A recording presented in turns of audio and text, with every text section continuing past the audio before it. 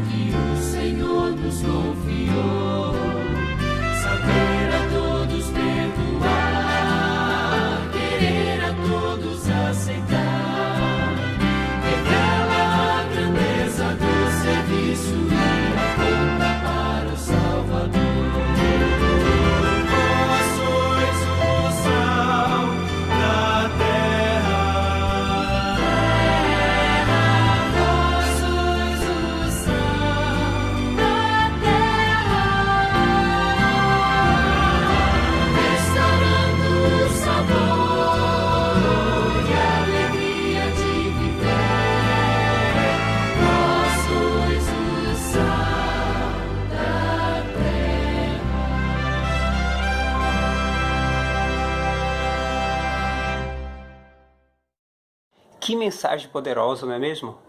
Vós sois o sal da terra. É o nosso dever estar salgando, estar misturando, estar trazendo sabor para a vida. Esse sabor, quem dá realmente é Jesus Cristo. Vamos pedir que o Espírito Santo neste momento possa fazer guarida em nossas vidas através de oração. Pai Santo que está no céu, te agradecemos, ó Pai, a oportunidade de estar ao teu lado a cada dia. Eu rogo a Deus para que o teu Santo Espírito possa estar pairando na vida de cada pessoa que dedicou, ó Pai Santo, seu tempo neste momento para ouvir a tua palavra. Cubra-o com suas bênçãos, que nós possamos estar abrigados em suas asas. Que a mensagem, Pai, não possa sair vazia, mas que ela possa encontrar corações aptos, desejosos de te conhecer, desejoso de melhorar a cada dia. Que essa semente, ó Deus, possa crescer. Vem estar nos amparando também, porque estamos vivendo tempos difíceis. Mas acreditamos, ó Deus, que para tudo a seu tempo. Nos dê fé, nos dê ânimo, esteja com o decorrer desse culto. Nós lhe pedimos ao Pai Santo, não há méritos em nós, mas em nome de Jesus. Amém.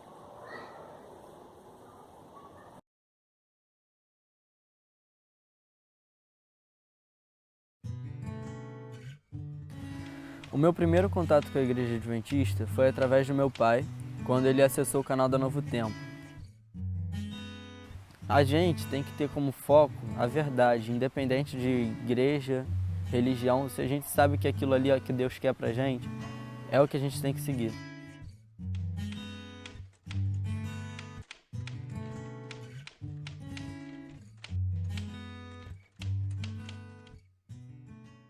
Mas também não foi tão fácil, porque estava muito grudado na outra igreja. E eu tinha muitos amigos lá. E como os horários dos cultos principais não se batiam, dava para mim frequentar os dois ao mesmo tempo. Eu estava frequentando a igreja adventista no sábado de manhã e domingo à noite eu frequentava a Nova Vida. Ia sábado pela doutrina, domingo pelas amizades. E chegou um ponto que eu me decidi. Eu falei, não, eu tenho que seguir o que Jesus quer. O que a igreja adventista mostra está comprovado na Bíblia.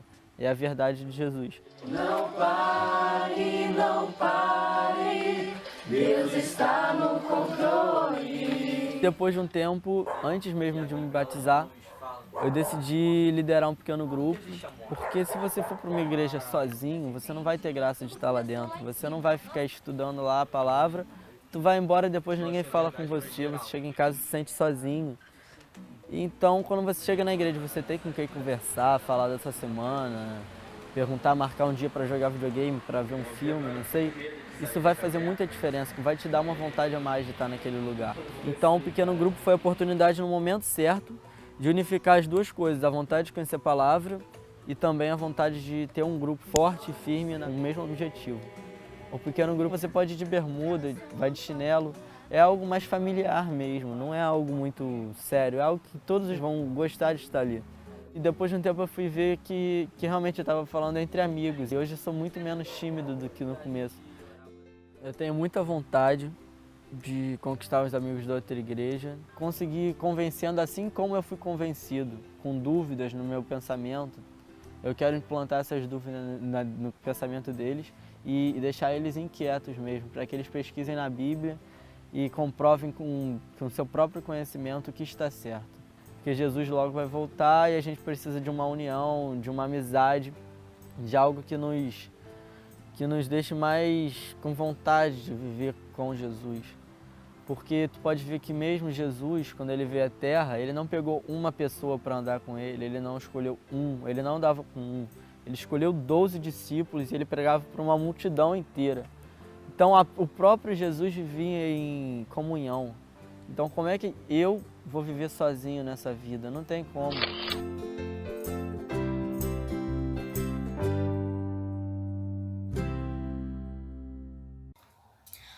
Boa noite, meu nome é Ana Beatriz e eu sou uma aluna da classe de adolescentes. E hoje eu vou passar o sermão, porque todo mês nós adolescentes temos uma quarta para passar a mensagem. E eu vou usar a nossa lição, que foi muito interessante, e eu gostaria de compartilhar com vocês. Mas antes, vamos orar. Querido Deus, muito obrigado pelo dia que o Senhor nos concedeu, pela proteção, que mesmo em meio a tantos problemas, tanta coisa ruim, a tua igreja se mantém firme.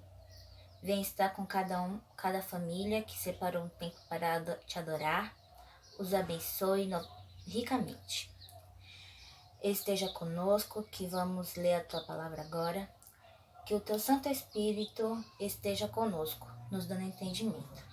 É isso que eu te peço e te agradeço, em nome de Jesus. Amém.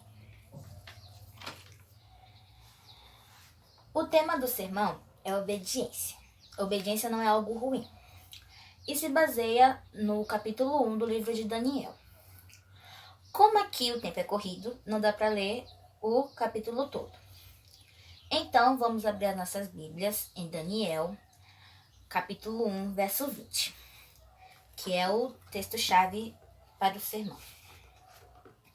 E aqui diz: em toda a matéria de sabedoria e de inteligência sobre que o rei lhes fez perguntas, os achou 10 vezes mais doutos do que todos os magos e encantadores que havia em todo o reino. Daniel e seus amigos foram levados em cativeiro. O relato deixa claro que eles pertenciam a uma linhagem real israelita. E eles foram levados com o propósito de se tornarem parte da classe de governantes da Babilônia e para ajudar os israelitas a se entregarem na sociedade babilônica. Desta forma, eles foram tratados com respeito e foram recebidos com muito apreço da parte dos babilônios. E eles foram até e o rei ofereceu até mesmo a comida da mesa dele. E é aí que está o problema. A sociedade babilônica valorizava grandemente os cultos aos ídolos. Até mesmo os novos nomes dados àqueles jovens estavam relacionados com a idolatria. Se os jovens sabiam disso, não nos é informado. No entanto, eles estavam decididos a honrar a Deus em sua vida. E todo mundo conhece a história. Por 10 dias, eles não comeram do alimento oferecido aos ídolos. Em vez disso, se alimentaram de frutas e água. Após os 10 dias, a Bíblia declara que eles foram testados. E eles se encontravam 10 vezes mais sábios do que os jovens babilônios. E essa história nos fala de obediência. Não da obediência nascida da rejeição e do medo, mas da obediência que vem do conhecimento de quem é Deus. E esse é um ponto de extrema importância para a vida de cada um de nós. Porque nós temos que obedecer não para receber favor, mas porque respondemos à graça que nos foi concedida por meio de Jesus. E parando para pensar assim, será que nas mesmas circunstâncias, se fosse a gente, nós faríamos a mesma coisa? É uma coisa importante de se pensar. Daniel e seus amigos, eles eram muito jovens quando eles foram levados à Babilônia. E eles deveriam pertencer a famílias nobres de Judá. E isso nós podemos ver na Bíblia, em Daniel, capítulo 1, verso 3. E de acordo com o comentário bíblico adventista, era um costume dos conquistadores tomar os nobres como reféns. E eles faziam isso para que o povo tivesse mais confiança em Babilônia. Porque é muito mais fácil você obedecer a alguém que você confia e conhece do que alguém que não. E eles deviam ter boa aparência e ser inteligentes, pois o objetivo era que eles servissem no palácio do rei. Eles aprenderiam o idioma e a cultura de Babilônia e seriam treinados para se tornar conselheiros reais e estariam entre os homens mais sábios do rei. E para garantir o desenvolvimento adequado, foi ordenado que esses jovens comessem da mesma comida que era servida ao rei durante 3 anos. E aqui surgiu a primeira grande prova para Daniel e seus amigos, porque eles sabiam que aquela comida não faria bem ao corpo e nem à mente. Por isso, eles pediram ao responsável que lhes fosse oferecida uma alimentação vegetariana. E foi uma decisão consciente desses jovens não se contaminarem com o alimento dos babilônios. Ao princípio, o chefe dos eunucos ficou muito preocupado com o pedido, porque se eles ficassem fracos e abatidos, era um risco muito grande. Daniel, então, propôs um teste durante 10 dias, porque confiaram em Deus e tiveram coragem de se posicionar pelo que era certo, e o resultado foi visível. Durante 3 anos depois, quando foram avaliados pelo próprio Nabucodonosor, Daniel e seus companheiros provaram ser muito melhores do que todos os outros sábios do reino. E se a gente for parar para pensar assim também, será que só havia Daniel, Ananias, Misael e Azarias da linhagem real dos israelitas? E por que eles não não estão sendo mencionados na Bíblia. Porque eles se deixaram levar pelo... não estou mais em Israel, eu não tenho mais a obrigação. E se esqueceram de Deus. E o significado do nome de Daniel e seus amigos estavam diretamente relacionados ao Deus que ele servia. Daniel significa Deus é juiz. Ananias, Deus é misericordioso. Misael, quem pertence a Deus. Azarias, Deus ajuda. E esses nomes foram substituídos para Beltesassar, Sadraque, Mesaque e Abednego.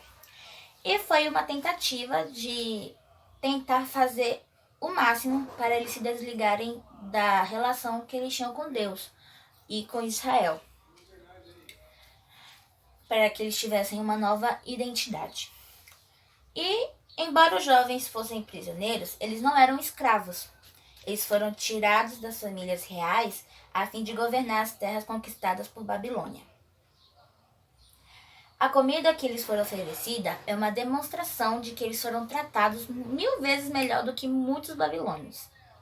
E isso quer dizer que seu primeiro passo na fé, para recusar a generosidade do rei, foi um risco muito sério. Obviamente, esses jovens estavam comprometidos com o seu Deus e seguindo o que ele havia planejado para eles.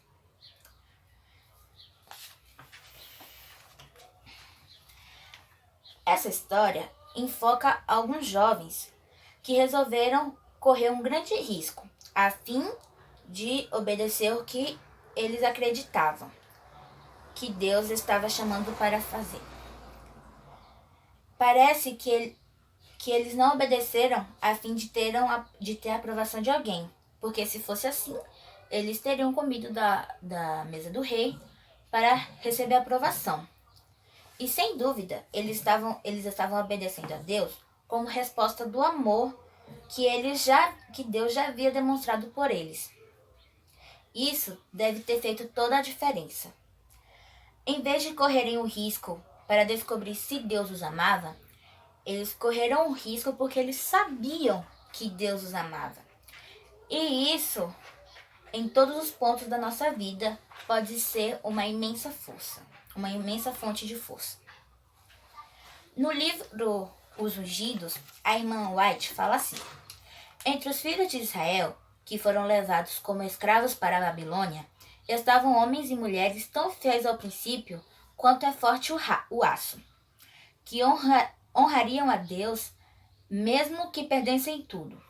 Como representantes de Deus, eles deveriam cumprir seus propósitos na terra da escravidão.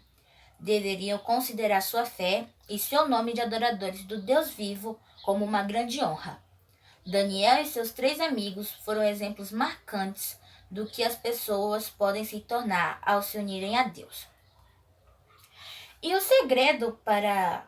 E às vezes a gente, assim, mas como a gente pode, né, ter essa confiança em Deus ao ponto, né? E o segredo para essa confiança é que eles tinham uma comunhão diária com Deus. Na sala mesmo, quando a gente falou sobre essa lição, a gente falou, Ronélio deu um exemplo pra gente. Se você acaba de conhecer uma pessoa, não tem muita confiança nela, nem um relacionamento diário ali com ela, você vai chegar nela e contar os seus segredos, ou ela falar pra você, vai fazer tal coisa pra mim, e você vai fazer? Não, por quê? Porque você não conhece a pessoa, não confia nela. E a mesma coisa com Deus, porque se você não tiver um relacionamento diário, uma comunhão ali, a sua fé não vai crescer e você não vai ter confiança em Deus. E quando os jovens judeus foram colocados à prova, eles passaram no teste. Ao final do período de treinamento, o chefe dos eunucos apresentou seus alunos ao rei. Um exame realizado pessoalmente por Nabucodonosor provou que os 4 hebreus eram superiores aos outros, tanto em força, beleza física, em vigor mental e dotes literários. Eles não tinham rivais. E às vezes a gente se pergunta que tipo de exame foi feito para que Nabucodonosor soubesse que eles eram 10 vezes mais sábios que os outros. Talvez enigmas, problemas matemáticos e astronômicos,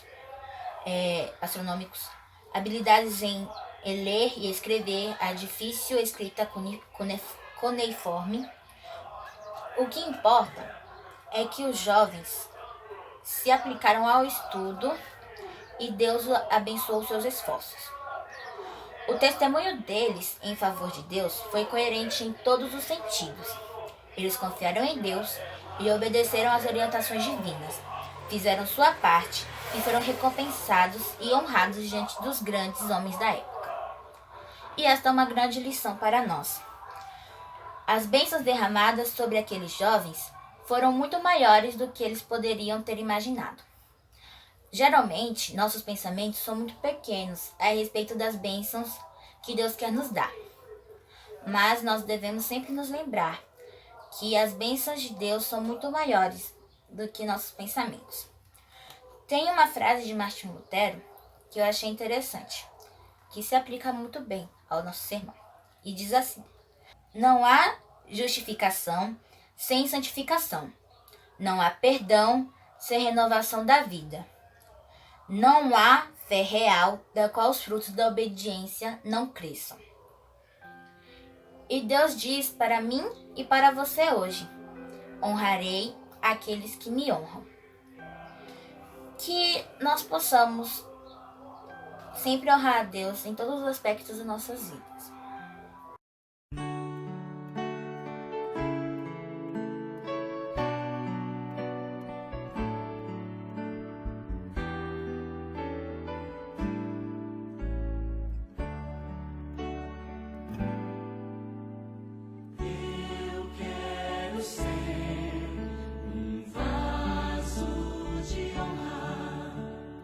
Moldado pelo Senhor.